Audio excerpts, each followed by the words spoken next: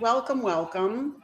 Um, Welcome to the Radiance Circle. And I would say, we have a small group today. And, as we go, if you end up having questions or want to speak instead of type, please feel free to do that because we're a small enough group that I think that we could manage that. Um, I'm so glad you're here. It's a sweet thing for me to be able to get to meet with you and feel grateful for you patrons, you wonderful beings once a month. And I also was just recently thinking back to, why I created the Radiance Circle to begin with. And, there was this Sark. Many of you have heard of Sark, Sarah Angel Rainbow Kennedy. She's a wonderful author, and she created something, I think in I don't know, the late 80s, early 90s, maybe it was the early 90s, where it was called the Inspiration Hotline. And you could call her on the phone, and she left a voice message. And it was just all, and it was on her answering machine, as I remember, because if you sometimes called, it would be busy. And so you could listen to her, you could listen to the message. And it was always I think she left it once a week, and it was always meant to be just a way to connect and feel uplifted and to feel little inspiration for the day. And that's my main hope with this gathering, is not so much teaching as kind of gathering. And I am going to share some new ideas that I've been having about the moon lately. So I want to share that with you today. But also just to put us in a good place, just to I almost like, as we begin, just to feel the circle, to feel our gathering with intent to leave fuller and more full of love and clarity. And that's why I want to gather in this way. I mean, there are plenty of ways for us to gather and for me to teach and etc., but this feels different to me. So I guess I also want to say that if you have questions, I'll save a little time at the end, but also if you have questions throughout, just go ahead and ask them, and I'll weave them in as we go, and we'll have a kind of conversation here. I want to share, by the way, just first of all, it's always good to get the little chat going. So why don't you just go ahead and put in a few words, or like how you're feeling. Just put in a presencing for your own self. Like, how am I right now as I'm joining this little wonderful crew of humans who are trying to grow in consciousness and love? How am I feeling? Just good to get our words in the room. Inspired. Good. Yes. Lively. Feel good. Yes. Brainstorm day. Yeah. Tell you what, all that Aquarius and Gemini. Absolutely. Busy, but slowing down. Good. Riley. Yeah. Yeah. Good. I was saying, I don't know, I think I was on, I don't know what it went when I was telling somebody, but basically all inauguration day, I was watching for 12 hours straight, like dancing and watching and breathing. And I'm still coming down from it, I think. Bombarded. Okay, Phyllis. All right. I hope for you to take this hour to have a little spaciousness for yourself. Grumpy. Elizabeth's a little grumpy. That's okay. We welcome your grumpiness. All right. So my loves, I'm going to go ahead and share the screen with you. I just want to show you the chart right off of this moment. And let's take a peek.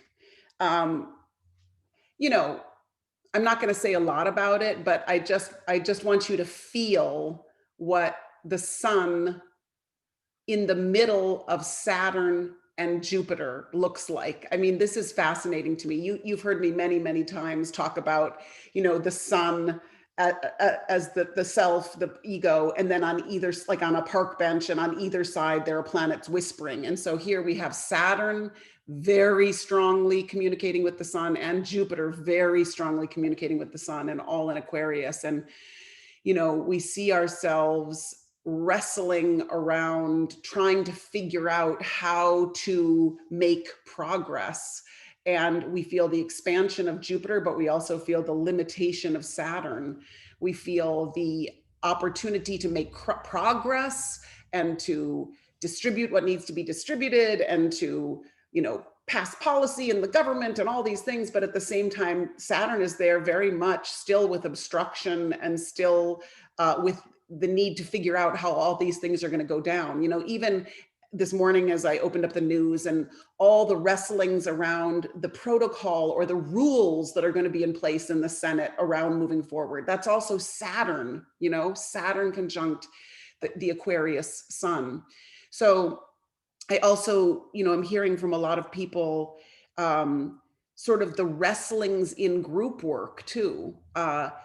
And the tests that are happening in group work, even as we're so eager to gather and eager to find ways to create community. But it's a particularly interesting moment with all these, you know, this little gathering in Aquarius. And then also, as we go to, I'm going to move it forward to like February 8th. This, oh no, I just, hang on a second. My mouse just died, so I have to bring it back. But as we move forward to February 8th, I'm going to show you that the moon on February 8th, which is when the impeachment trial will begin. And, you know, you can't have all this Aquarius and not talk about politics in some way, or not talk about, you know, how we're coming together as humanity or not coming together as humanity. But it's interesting because on February 8th, I think the moon will be in Capricorn, but by like February 10th, the moon will be in Aquarius. And so we'll have even more Aquarian energy. I'm not sure how long you know, something like this will last, but just to say, isn't it interesting, you know, if we were to, here it is. So here's February 8th, when we're due to begin the impeachment, and that's with the moon in Capricorn and all the rules. And then as we get to, here we go, February 10th, Wednesday, this incredible lineup: Sun, Mercury, Jupiter, Venus, Moon, Saturn. So what does that look like? What do you think? I mean, what happens? And Mercury's retrograding. Yes, thank you for mentioning that, Riley. Mercury starts to retrograde on January 30th. So that can be tricky. But we'll also be reviewing what has happened, you know, and that's part of Mercury, is to review and to make sure we don't forget, right? And to make sure that justice is due, whatever, justice is served. But interesting, no matter what, remember that Aquarius is fixed air, right? You have the fixed signs. You have fixed air, Aquarius, fixed fire, Leo, fixed earth, Taurus, and fixed water, Scorpio.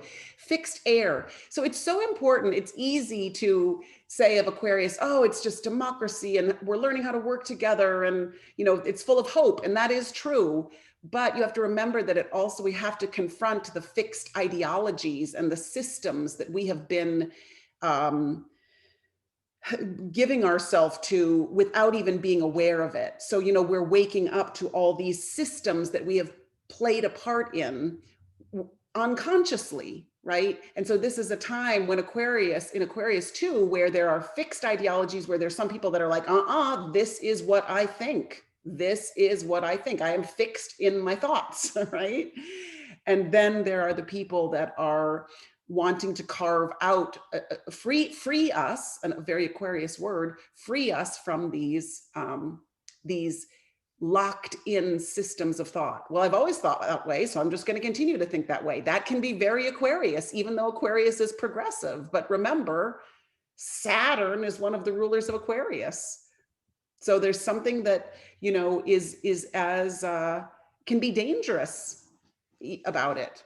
So there's going to be a battle between, you know, old entrenched ways of thinking and the progress forward. So let's really all pay attention to what's going on with this lineup that will start, you know, February 9th, 10th, 11th, you know, right, 9th, 10th, 11th, right in there, because that lineup is very, very significant. If you have any thoughts about it, please share them. I also wanted to tell you a funny little story, which is that I'm going to bring us back to this present moment. And remember, I've been talking about this for some weeks now, that we had the Uranus-Mars conjunction, and we had it exactly on Inauguration Day.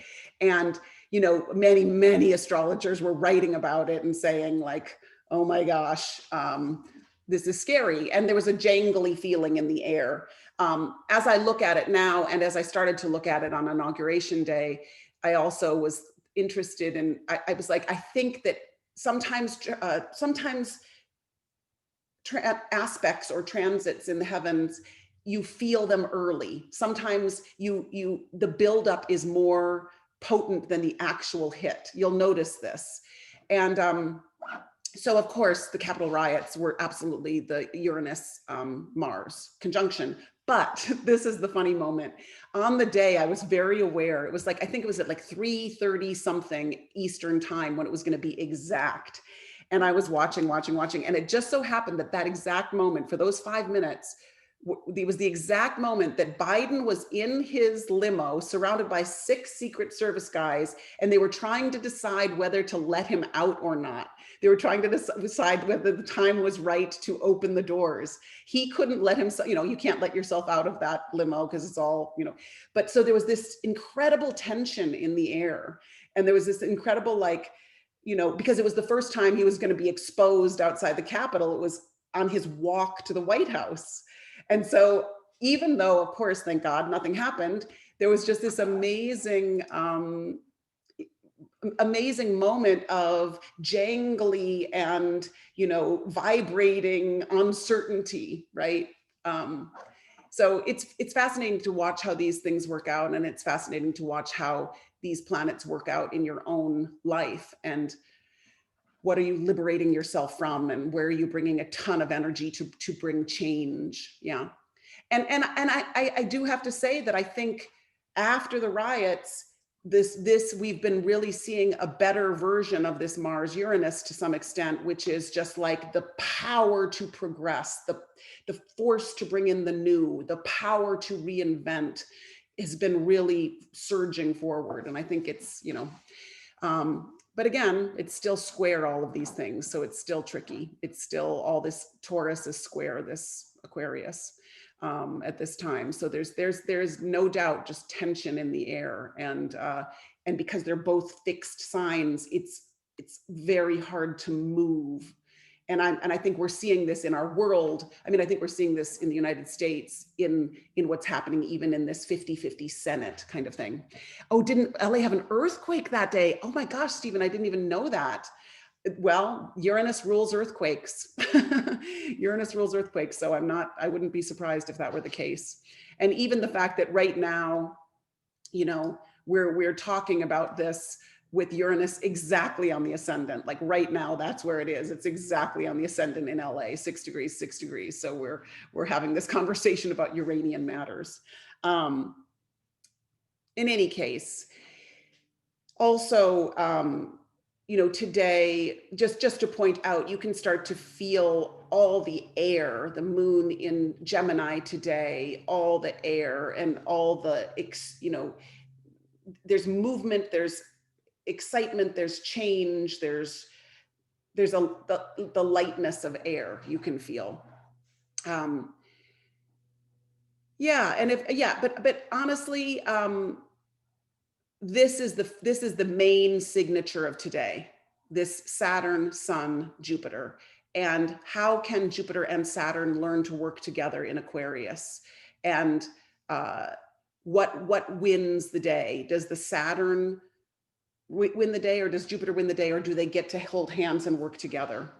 Oh, interesting. And Susan is also saying on that day, they had floods in the UK and a factory housing the vaccine got flooded. Wow. Okay. So there were definitely, sometimes when you see Uranus, it's cataclysmic, or, it shakes the earth in some way. Of course, the earthquake is one thing, but anything that I think, any kind of like real shaking of the natural world is Uranian. Wow. We've got to be students of history and students of world affairs, and we've got to be aware of, what's going on. Later today in my aspects class, I'm also going to look at Amanda Gorman's chart, the poet, and just look at where she blazed in from, right, and her chart. But in any case, this is the chart of the moment. So I was thinking a little bit about, the fact that we are in this Aquarius time. And I was just wanting to share a few written pieces that have a very Aquarian feel to me. And, you know, I don't know about you, but there's there's such a pull between the idealism and the possibility and the reality. And I always feel that I have to keep on resetting. I have to keep going like, oh my gosh, but we can all learn to love each other. Can't we? We can figure out a way to get along. You know, it's like progress, and then the news, and then the news, and then the news. You know, and so I'm always trying to sound the note again and again in my life of the Aquarian principle of the fact that we just have to come together. And that incredible Hafiz short little poem called A Great Need, I just sound this at least once every couple of months in my life. And it just says, out of a great need, we are all holding hands and climbing. Not loving is a letting go. Listen, the terrain around here is far too dangerous for that. Out of a great need, we are all holding hands and climbing. Not loving is a letting go. Listen, the terrain around here is far too dangerous for that. And, you know, sometimes loving is a muscular exercise. You know, loving is not easy. The choice to love sometimes is not the easiest choice. We have to overcome dislike. But love is much beyond the personal. It's such a greater force. It's a greater choice. And we have to try to tap into a more impersonal way of loving at this time because we are so deeply polarized. And of course, we have to address what's wrong, and we have to, you know, we do have to act, but we all have to spend time, I think, when we can, in our quiet moments, on our walks, in our meditations, in our writing, to at least energetically unite us, at least energetically put power to some kind of bridges being built. And that's where it all starts anyway. So it might not be beautiful. It might not be beautiful in our personality bodies for a long, long time, but we have to hold that image, you know. The end of the great invocation, the world prayer says, let light and love and power restore the plan on earth. And, you know, the image of a united people. And I guess, you know, Aquarius is the humanitarian. And so in Aquarius, we have to speak to our humanity, our shared humanity. Sue is saying, the polarity I've been feeling during the last 4 years was so much easier than learning to listen to ideas I thought were diametrically opposed to mine. Yeah, the learning to listen without reactivity, because there's so much reactivity right now. There's so much blame. There's so much polarization. So how do the listening is the first step. It doesn't mean that you have to agree, obviously, but it does mean you have to listen. But where can we create those possibilities? What does it look like? How can we do it in our own small way? How can we do it daily in our own small way? This is another, like, just 6 little lines that I've read to you before, but this was, I wrote this 2 years ago after, actually maybe it was only 1 year ago, after the last University of the Seven Rays conference. And by the way, for those of you that don't know about that, it's a wonderful conference that happens every year. This year it'll be online. It's done by the University of the Seven Rays and the Seven Ray Institute. And my father started it 35 years ago. And it's basically about 13 days of talk about occultism and metaphysics and astrology and esoteric psychology and soulful living, and it's free, or I mean, it's donation based. And so you can look that up at sevenray.org. I think that's right, Stephen, right? Or is it sevenray.net? Sevenray.org, I think.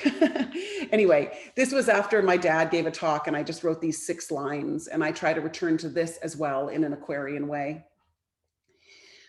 Let everything good increase in me. By the way, this is called Notes from My Father's Talk. Let everything good increase in me.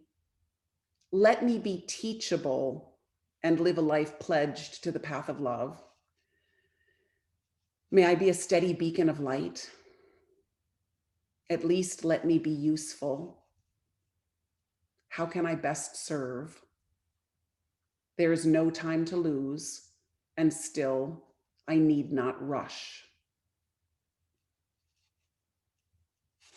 Just even that first phrase, if we can use that on a daily basis, let everything good increase in me, because if we let the good increase, there's no room for there's no room for what else wants to lurk there. So let everything good increase in me. And for me, always, and I don't know if it's the case for any of you, but always that last line, there is no time to lose, and still I need not rush, right? Still I need not rush. I'm reading you these little snippets. I'm just giving you these little snippets, and then we're going to go into some talk about the moon, but make haste so slowly. Exactly. Make haste slowly.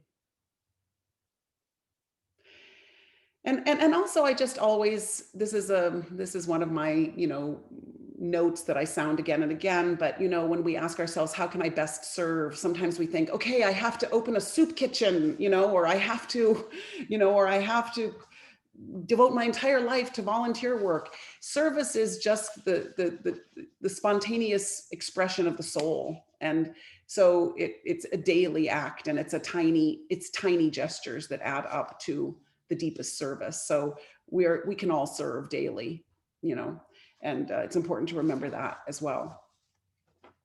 This one is interesting. This one is by Alan Watts, and it's about writing.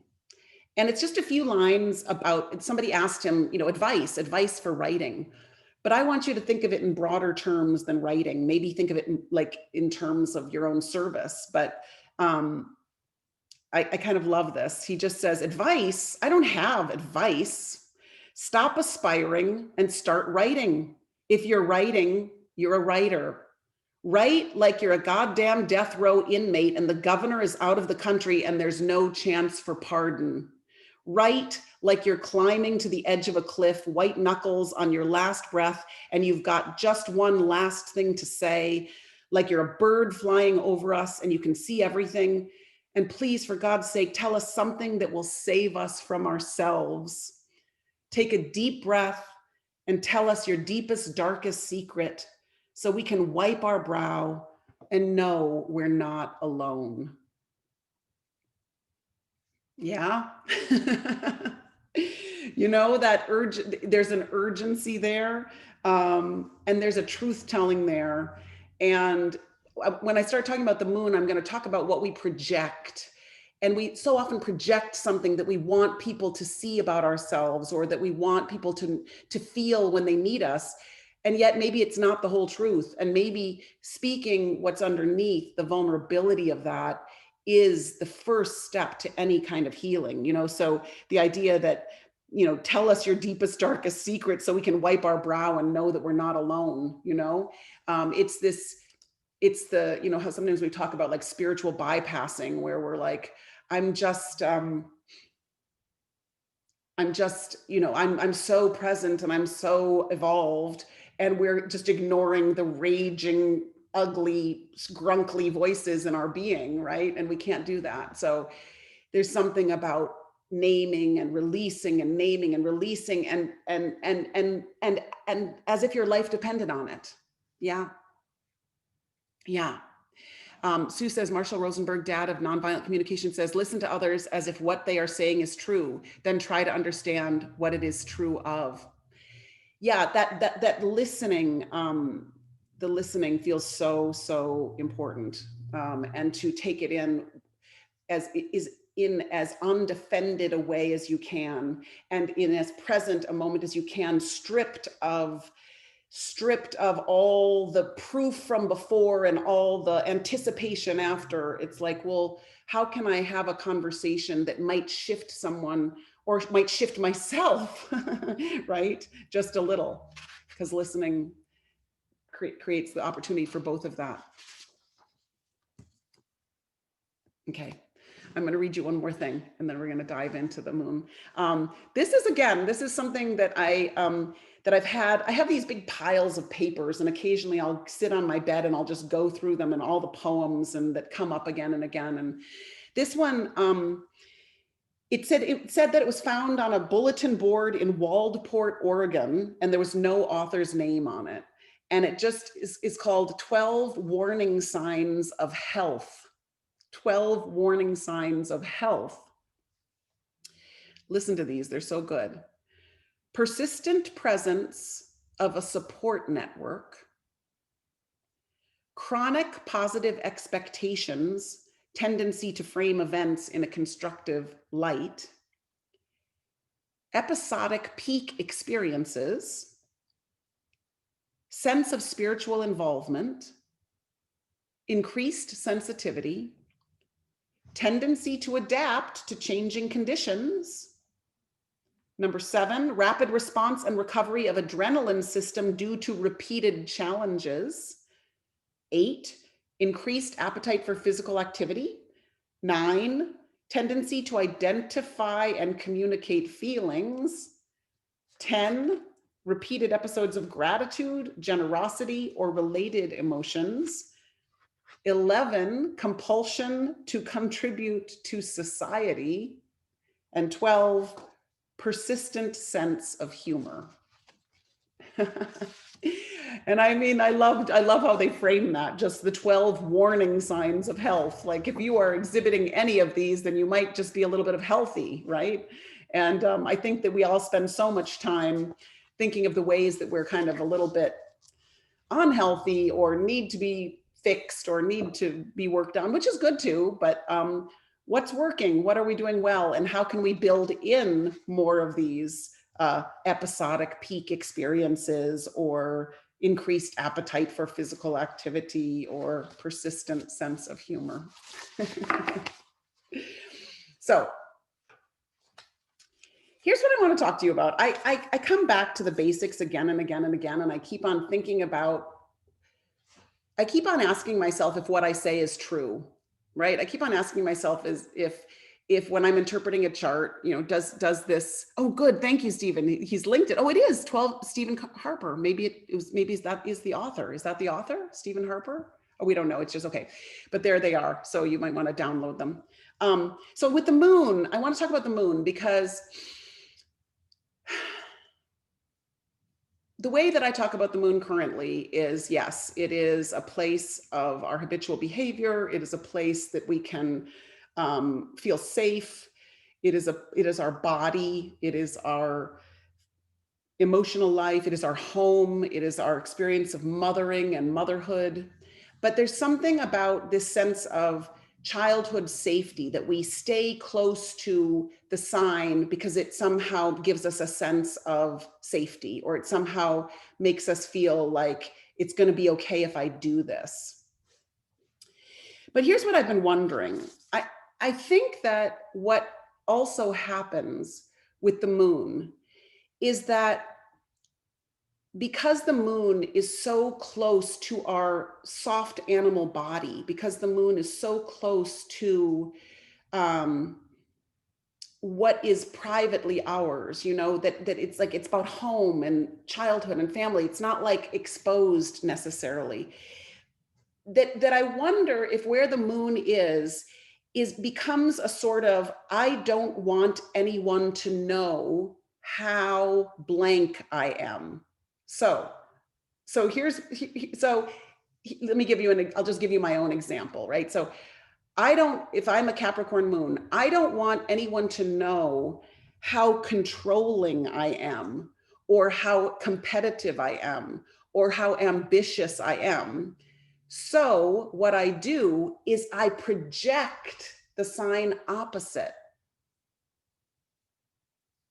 So the sign opposite Capricorn is Cancer. So I project, I'm inclusive, I'm sensitive, I'm your mama, come in, which none of this is bad. But I'm curious if any of us I'm going to go through the signs, and I'm curious if we relate to this, because there's a part of us that just wants to protect ourselves. And there is a part of us that tries to contain what we consider to be ugly, or what we consider to be vulnerable, or what we consider to be weak, so that it's not exposed. And I think the moon is part of our shadow. It's part of what is dying in us in some ways, you know? And so we go through some kind of smoke screen where we say, I don't want anyone to know how blank I am. And so we project something else. But what we want to do to heal is we want to make authentic the projection. We want to make authentic the projection, and we want to weave it back into the moon. So the natal moon. So let me give you another example. So let's just start with Aries, and we say, I don't want you to know how angry and impatient I am. I don't want you to know that. It might still slip out as a moon in Aries. You might be like, you might have an attack, right? We might still see the Aries, but there's a part of you that's always like, I don't want you to know this. So instead, what I'll project is a Libran sense of peace, concern for the other, an attempt to collaborate, even though inwardly I'm like, just leave me alone. I just want to do this by myself, So I don't want you to know how angry and impatient I am. So I'm going to bring in the Libra energy and be concerned with the other. Now, is that a good thing ultimately? Yes, if it's authentic. Yes, an Aries moon does need to learn how to consider and to be patient and to include the other. But I think that the projection is the place where we get into trouble, because it's not absolutely integrated, because there's a part of us that's like, but I'm fiery and impatient, but I love you and I'll take care of you. So how do we blend these two so that the moon comes into its greatest fullness as a servant to the rising sign and sun? Does that make some sense? Can you start to feel that a little bit? To me, it was very relieving in a way. To me, it was like almost this truth telling.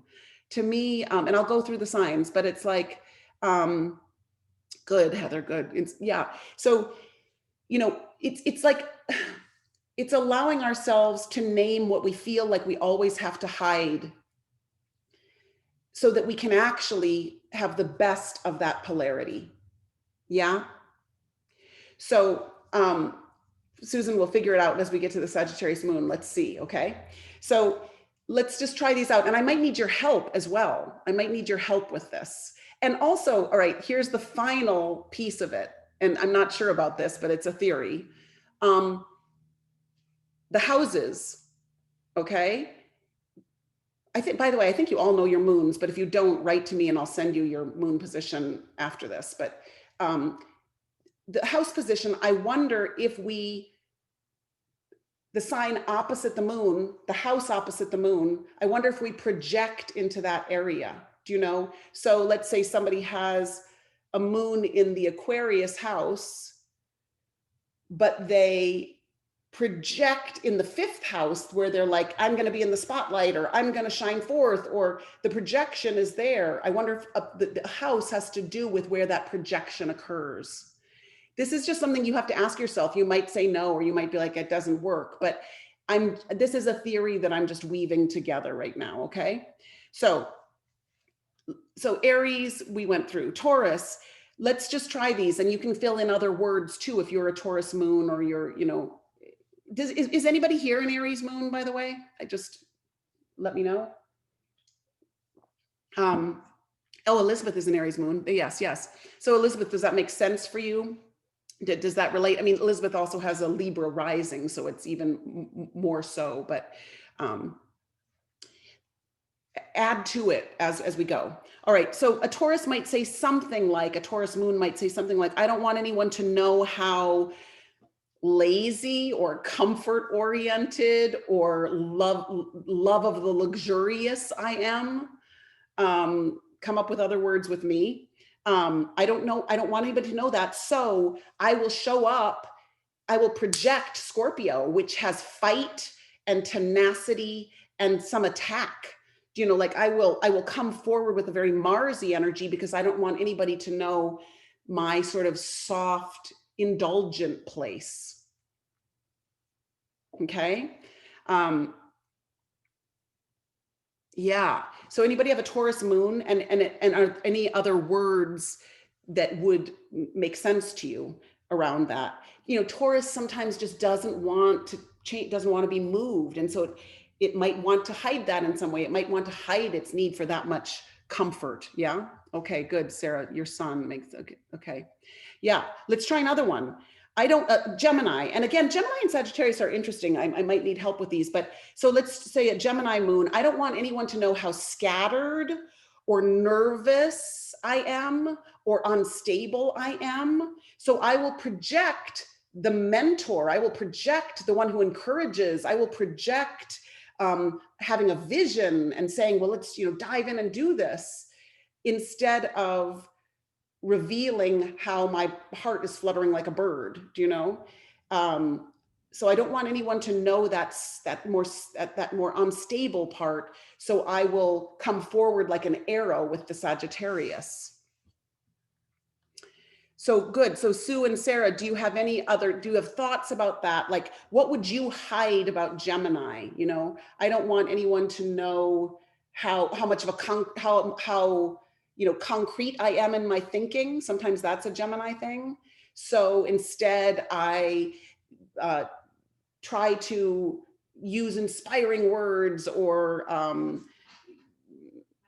try to create a bigger dream and a bigger vision, instead of just feeling like I'm just here collecting the facts. You know, think about it and see if you have a phrase. How confused I am about what I'm doing with my life. Okay, this is great, Sarah. This is really good, you guys. Right, because Gemini can sometimes be, I don't know. And Sagittarius is like, we're going here. So she's hiding the confusion. This is good. Okay, and Phyllis says the same about that. It rings true. Yeah. Yeah, what is it that we're hiding? Because what is a shadow? A shadow is what's hidden. Okay, Cancer, we could say, I don't want anyone to know how sensitive, defensive, easily wounded I am. So instead, I project coolness and authority, and don't, you know, just like, it doesn't affect me. It doesn't affect me. It doesn't affect me. And in fact, the Cancer moon is like, right? So anybody have a Cancer moon here? I don't want anyone to know how sensitive, defensive, reactive I am. Here we go. Yeah. I don't want anyone to know how emotional I feel. Yes, Heather. Yeah. How emotional I am. I mean, that's just enough, right? Yes. Okay. And Sue says, I don't know how archetypal this is, but I don't want anyone to know how lonely I sometimes am and project self-sufficiency. That's excellent, Sue. That's excellent. Exactly. Because Cancer can feel like alone in their little house. They've got their whole kind of, you know, armor, and they're alone. They know there's not room for anybody else at a certain stage, right? So, but I'm just fine because I got my house on my back. Yeah. Okay. So, oh, okay. Yours is Gemini, Sue, but that's funny. Okay. How lonely. That would be different with Gemini. I'm not sure what that would be, Sue. I'm not sure if I would connect that Gemini specifically to loneliness, but maybe you have some Cancer too, if you said that. Yeah, here we go. Phyllis, this is great. Yes. I don't want anyone to know how much I want to hide at home, so I project the organized one. Yes. Jolie, I don't want anyone to know how sensitive, sad, lost, vulnerable I am, so I project. Well, Jolie, yes, we're going to get to you. Jolie has a Pisces moon, and Pisces and Cancer are very similar. They've got a similar feeling. Exactly. I know I was going through, as I was doing these, I was going through all my friends, and I was like, I think that works. I think that works. You know? I mean, in some ways it's very obvious, but in other ways, if you just make this tweak, I think there's something liberating about it, and we all need to liberate the moon. So Leo moon might be, you know, there are different versions of the Leo moon, but it could be, I don't want anyone to know how much I want attention. I don't want anyone to know how proud. I don't want anyone to know how much I want to stand out, you know. And so instead, I project a kind of detachment. I project Aquarius. I project a kind of like, well, it's all about all of you guys. It's all about all of you guys. It's not about me. So, and guess what? You know, there's a great truth in that ultimately, but there needs to be some healing. So yes, here, and Riley's saying, I don't want anyone to know how insecure I am about myself. So yes, so Leo, the other part of Leo is identity. Like, who am I anyway? Am I someone? Am I someone? Am I a self that is worthy? You know, like, so Leo can have a sense of insecurity because the self is not enough. You know, so you could say, so you project. Also with Aquarius, I project being out of the box and cool and unusual and different, even though inwardly I'm like, you know, the crumbling little self. Yeah, good. So Virgo moon, I don't want anyone to know how worried and perfectionistic and self-critical I am. So I project peace, love, and understanding. I project go with the flow. I don't want anyone to know how I'm obsessively, you know, trying to work things out inwardly, fix things about myself. So I project the Piscean flow. Yeah. Does anybody relate to that, or does anybody have their own version of that in the Virgo moon? Or, you know, the Virgo is very, yeah, I don't want anyone to know how, even like Virgo can get so myopic, minute. So I look to the big, like, so I project uh a vastness. I project like an allness, but in fact, I'm in my room going like this. Sue says, does working on healing ourselves make the projection more true of us? Yes. So, I mean, ultimately, let's take a pause here and just say what I think has to happen as part of the healing is that the projection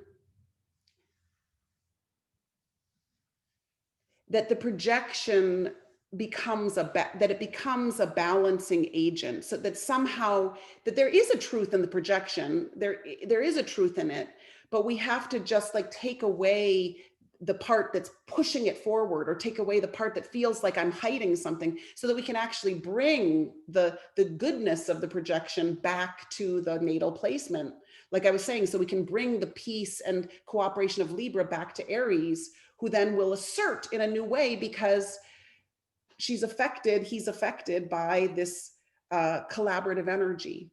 You gotta, like, from both ends, there needs to be healing. I've always said, let me put it this way. When I've been talking about the moon, I always say, well, call in your other sign, because that will actually help balance the energy of the moon. But we have to be careful about how we call it in, I guess, is what I would say. And we have to work to bring in the most consciousness of the opposition, so that we can bring it back and grow the natal moon. We can come up with some examples of this. Yeah, not rejecting the moon we have, for sure. We don't want to reject the moon we have, because all I'm mentioning right now is the wretched stuff. But what we want is the bounty and beauty of the natal moon. The bounty and beauty of each of those natal moons is gorgeous, you know. Aries are leaders, Taurus are manifestors, Geminis are thought leaders, Cancers are the great mothers, Leos are the artists, Virgos are the most devoted spiritual practitioners, right? I mean, there's gorgeousness in the moon, but we tend to focus on where we feel broken. Yeah. So, and you have to think about, there's always the best of the moon, but there is always the tricky part of the moon. There is always a difficult part of the moon. So, like, well, we'll get to it, Susan. We'll get to Sagittarius. The beauty of Gemini is like the writer, the thought leader, the communicator, the bridge builder, the networker, the one who leaves goodwill in her wake. This is not about rejecting anything. It's about naming pain so that we can release it, so that we can grow a true stable base, so that the moon and then the sun can actually support the rising sign. Okay. let's just go through the rest of them, which is, I don't want anyone to know with Libra how indecisive or people pleasing I am, or how I'm always weighing things and can't make it, can't move forward because I can't make a decision, or, or how I'm so invested in the other. I don't want anyone to know that. And so I'm assertive. I come forward with that Aries and I'm assertive, or I punch my way forward, or I come forward with, sort of the bold word, the bold thought. So you come forward with a false assertiveness in a way. Scorpio, and as we go, you fill in, but Scorpio, I don't want anyone to know how jealous, how possessive, how brooding I am. And so I project a calm and steadiness. So I project a kind of rhythmic calm and steadiness, but inside there's a churning. Inside there's something that I want to hide that I think is ugly, or that I think is not worthy to be seen. It's about being seen in our wholeness. See if you can work with this, Susan. Like, I don't want anyone to know how reckless or restless I am for a Sagittarius moon, or how much I dream the big dream, but there's a restlessness to Sagittarius. And so I project a very strong concrete mind. I project a very strong fact finding. This is, I'm going to name it concrete mind. But inside, I just want the big adventure, and I feel like reined in, and I feel like I might just say something that would really blurt out and be terrible.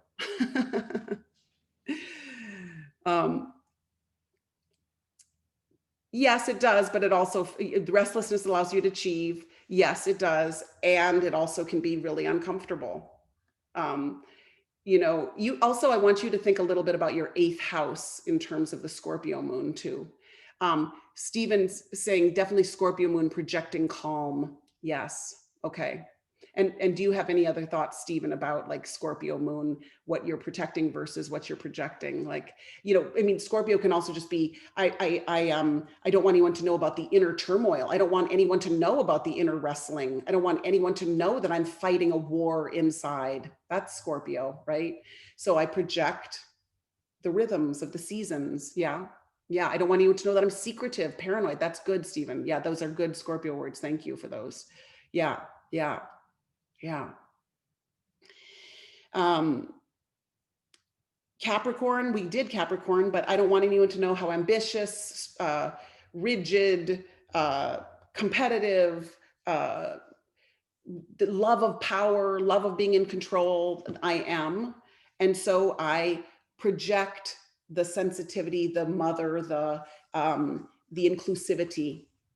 And again, it's not false. It's just a reaction to something that's hidden. It's not false. And that's what we want to take any part of the falseness and make it real for ourselves. Aquarius, this is an interesting one. Maybe I don't want anyone to know how lone wolfy I am, how detached I am from emotional matters, or maybe how conspiracy theory I am. I don't want anyone to know that I'm so fringy. And so I project that Leo confidence or warmth or sense of like, I'll be in charge. But in a way, I don't feel a part of things. Like the Aquarius moon can really feel not a part, even if we project a kind of confidence.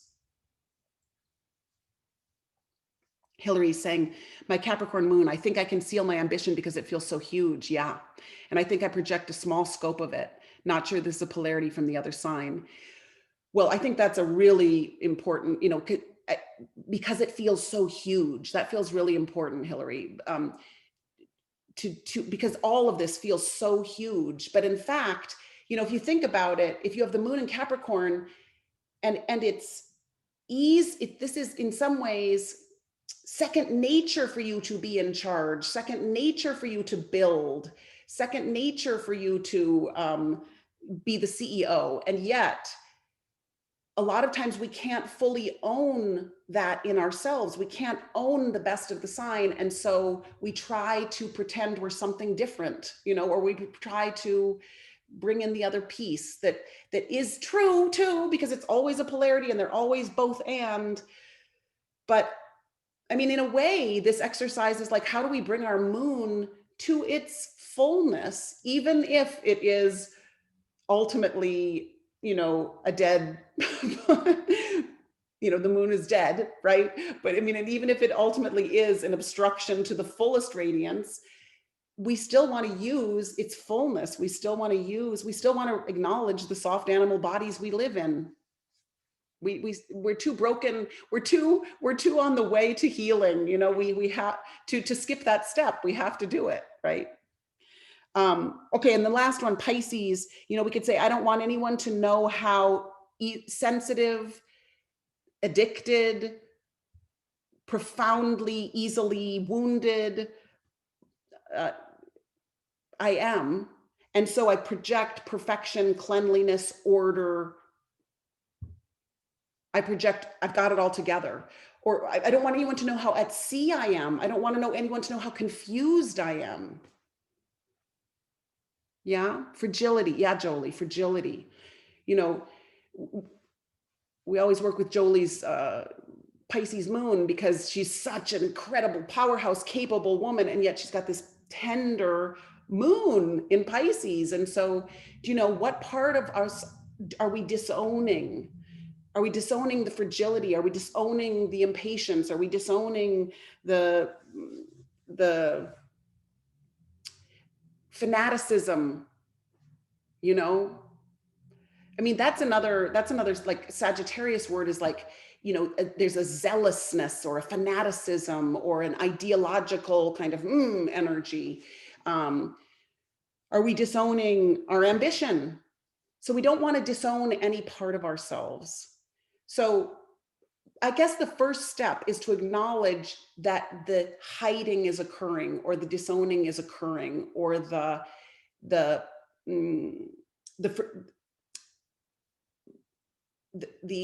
separation is occurring. So we notice, we name that, we see that we're doing it. Then we notice what we're doing in compensation. We're projecting something from the sign opposite. And then we notice, and then we ask ourselves, how can I make that projection feel more true? How can I integrate? How can I invite that in a way that is true? And then how can I feed it back to the moon, the natal moon, so the natal moon can flourish?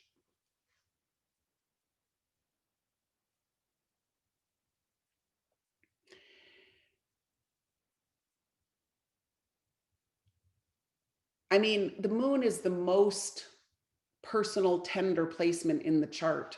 You could, in some ways, experiment with this with the sun sign as well. But the moon is so much about, our bodies are fragile bodies. Our emotional bodies are, doing their best to evolve. But there is tons of fragility, or tons of vulnerability in the physical body and in the emotional body and in the mental body. And so how can we work to heal that? Yeah. I mean, I know that for some, I'm sure this really resonates, and for others, you might have to sit with it for a while and see if there's any truth to it for you. But I guess I've noticed enough people where sometimes I'll meet them and I'll again and again be surprised. I'll be like, oh my gosh, you're showing up. Like, I have a friend who is a double Pisces, and she does not show up as a double Pisces. She shows up entirely Virgo. And there's a part of it that is absolute protection for sure. Yeah. Okay, Susan says, I may have it. My childhood hurt me. I pretend it didn't. Interesting. Yeah, so that might be something with your 8th house moon. You might weave in, the house to where the moon is, and see if that also works. So, the Scorpio part that wants to hide. You know, I don't want anyone to know how hidden I keep things, how private I am. You know, that's an 8th house moon. I don't want anybody to know. So combine it, like see what happens. You know, if let's say if it was combining what Riley said about the Leo moon in the 5th house. I mean, where is your, what, Riley, where is your moon? It's in Leo, but what house is it in? And how might we combine that? You know, like, I don't want anybody to know how insecure I am in this area, right? Let's just see. I'm going to keep reading. But Susan, I like the direction of this. And pretending it didn't is interesting because of the Sagittarius, because the Sagittarius can tell a story, and the story can be loosely based on fact, you know? So or it can tell a story to get out of a pain. Sarah says, do you have any podcast Zooms that you've recorded specific to when your moon and rising are the same? I have trouble figuring out what is what and how to decipher that within my chart. You know, I probably do. I don't have anything specifically about that, but I would just say that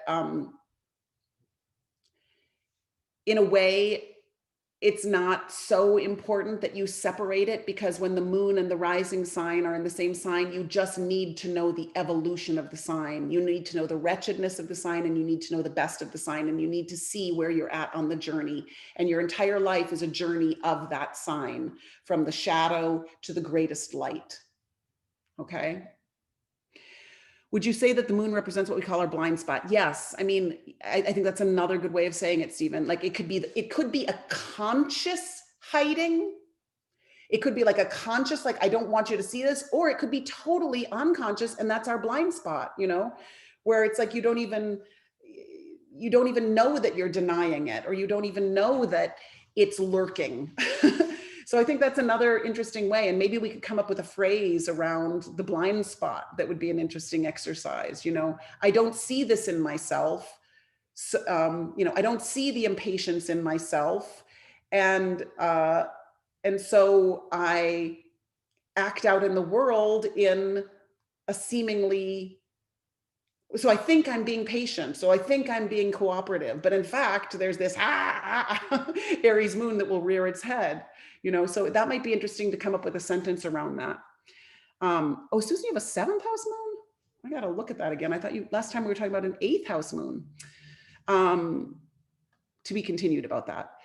This has deep truth. The only way we can come back to whole is to bring back the parts of ourselves that we've rejected. This is shadow work at its finest. Exactly. And it's shadow work with the tool of astrology, right? And, you know, there's esoteric psychology, there's esoteric astrology. And why do we do the work? To come to our fullness in our soul gift, to embody the fullness of the soul. Gam says, sounds like the heroic journey where we go off on an overcompensating quest. We find the gift of awareness and then bring it back home to the benefit of the highest aspect of our moon. Beautiful, Gams. Yeah, you've done so much good work with the hero's journey. Overcompensating, that's a great word. I love that. Well, let's weave that in. So it's not just projecting, it's overcompensating because we feel the lack, or because we have the blind spot, or because we are hiding something. Let me show you how patient I am. Let me show you how caring I am. Let me show you how peaceful I am. And yet what we need to do is like, let me show you what a kick-ass leader I am. Let me show you where my ambition can lead. Let me show you where my devotion can lead, right? So we need to bring that back to the natal moon. So Susan, it is in the 8th house. Okay, good. So, good. Wow. I'm so happy for this dialogue. Yeah, interesting. Isn't it natural to want to represent the best of ourselves? Yes, of course. Yes. That's a fair thing to say.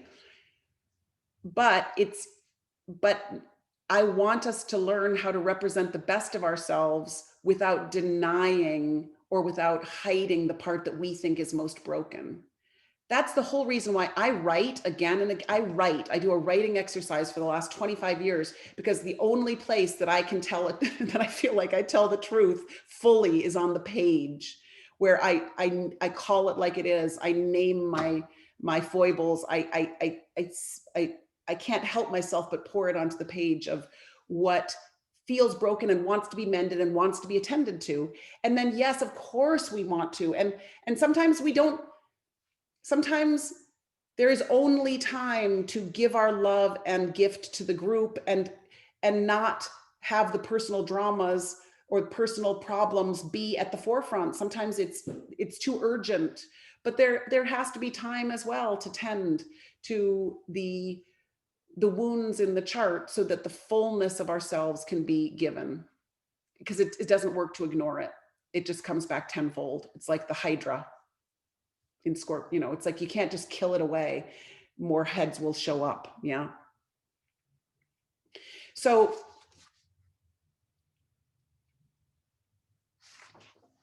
let me just end, you and send me your thoughts as we go too. Like, you can keep on wrestling with this and keep on asking yourself questions and keep helping me create this, because I'd like to share this in a broader way, but you're my guinea pigs.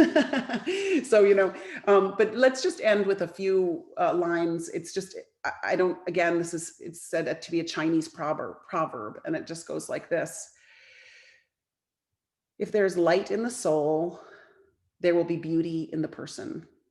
If there's beauty in the person, there will be harmony in the house. If there's harmony in the house, there will be order in the nation. If there is order in the nation, there will be peace in the world.